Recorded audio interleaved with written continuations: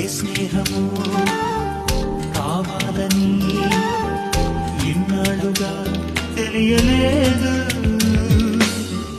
ఇచ్చేందుకే మనసుందని నాకెవ్వరు చెప్పలేదు.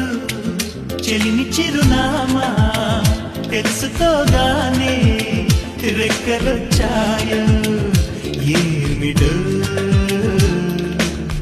ఎటో వెళ్ళిపోయింది మనసు, ఇలా ఒంటరయింది వయస్సు. ఓ చల్లగాలి ఆసుకి తీసి కబురే